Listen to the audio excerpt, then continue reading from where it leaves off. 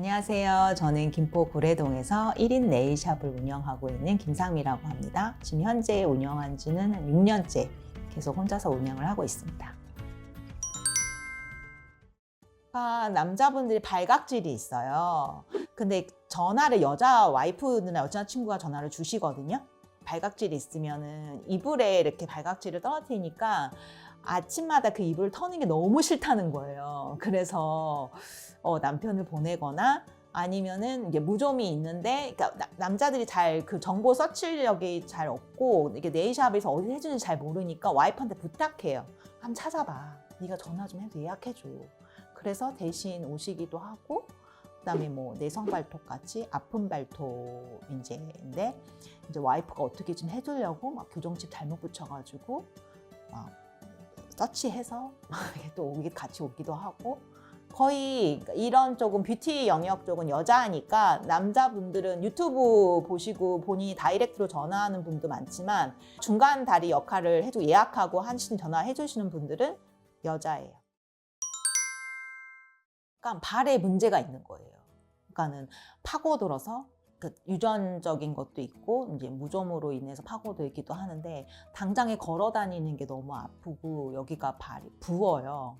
붓고 고름이 생기고 본인이 파고 막 이러다 보니까 그러니까 그 정형외과에 가면 발톱을 뽑으라고 하거든요. 근데 한번 뽑아보신 분은 그게 얼마나 아픈지를 알기 때문에 다시는 뽑고 싶지 않거든요. 그러니까 이거를 관리해주는 데가 네일샵이라는 거. 저희는 그냥 그 문제를 조금 편안하게 해주고 뭐 교정칩 같은 거 붙여서 천천히 이제 좀 더 펴지게끔 도와드리긴 하거든요. 근본 원인을 발톱 뽑아서 막 그렇게 어떤 시술이나 이런 거를 저희는 해줄 수는 없고 일상생활에 불편하지 않을 정도 당장의 문제를 해결해주고 가거든요. 그러니까 목에 이렇게 가시가 걸리면 너무 아프잖아요.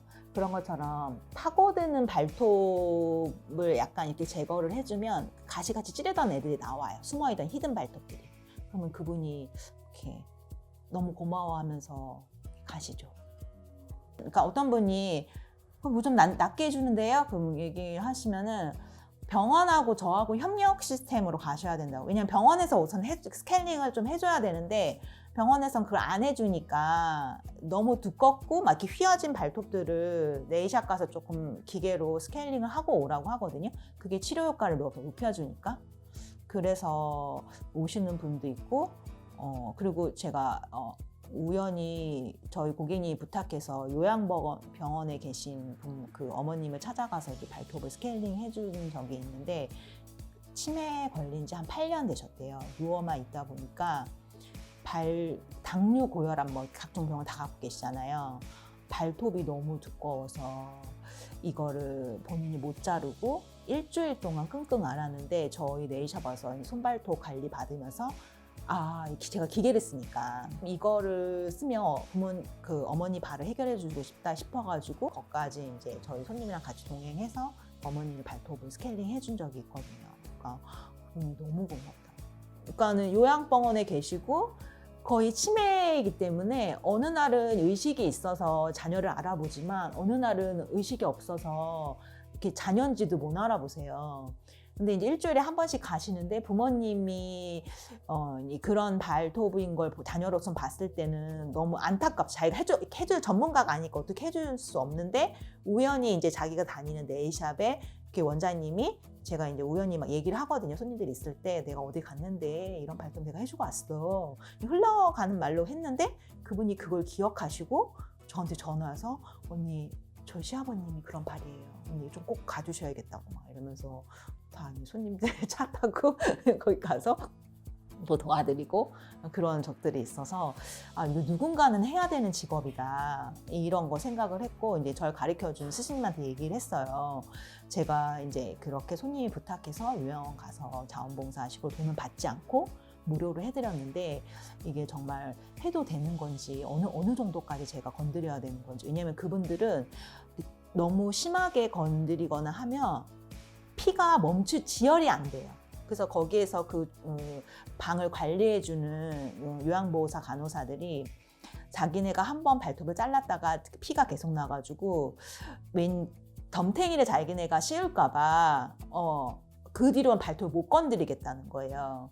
그런 얘기를 들으면서 그러니까 저도 그 원장님이 부탁하셔서 그분 말고도 다른 분들도 더 좀 해드렸거든요. 근데 어느 날 아드님이 오셔가지고 누구신데 우리 엄마 발을 이렇게 건드리냐는 거예요. 그래서 저는 여기 다른 방에 있던 손님이 부탁해서 온 네일샵에서 온 사람이고 여기 원장님이 부탁해서 어머니 발 해드리고 있다거든요. 저를 의사로 아셨는지 약도 주고 가셔야죠 어머니를 이러는 거예요. 내가 저 의사 아니에요. 내가 막 이러면서 이게 보호자의 동의하에 시술에 동의해서 하는 건 상관이 없는데 보호자가 없는 상태에서 원장님이 부탁한다고 해서 했는데 왜 우리 어머니 발을 이렇게 만들어냈냐고 하면 저는 할 말이 없는 거예요. 또 이게 그래서 아무나 이걸 해주면 또 안 되겠다. 보호자 승인하에 제가 이걸 건드려야지. 그래도 문제의 소지가 있을 것 같다는 생각도 들었어요. 자기는 만약에 딸이 있다면 이 직업을 절대 권하지 않겠다 이렇게 얘기하시고 남의 손발 만지는 거 뭐 절대 안 한다면 차라리 내가 돈을 주겠다, 걔한테 월급을 주겠다 막 이러면서 제 직업을 약간 비하하듯이 말을 하시는 거예요. 그래가지고 아니 직업에 귀천이 없고 누구든 할 수 있는 거고 그리고 누군가는 그 문제성이 있는 발들을 케어해주고 해야 되는 입장이잖아요.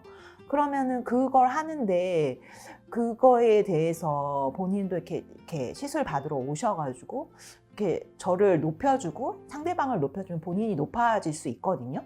그런데 이렇게 저의 직업을 폄하하시고 이렇게 시술을 받으시면 제가 어떤 기분으로 이분을 대해야 될지 이게 조금 난감했던 적이 있거든요.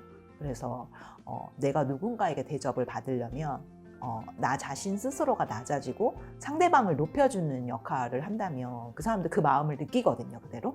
네, 그런 행동이 조금 아쉬웠어요.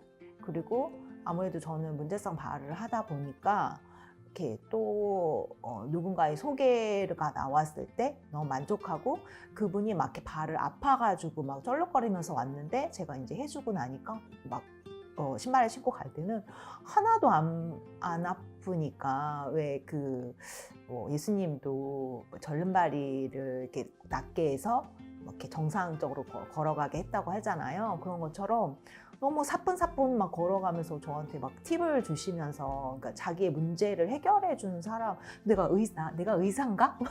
이런 생각도 들기도 하는데 누군가의 문제를 해결해 주는 역할을 하고 이렇게 감사 인사를 받았을 때 그때 보람 느낀 것 같아요.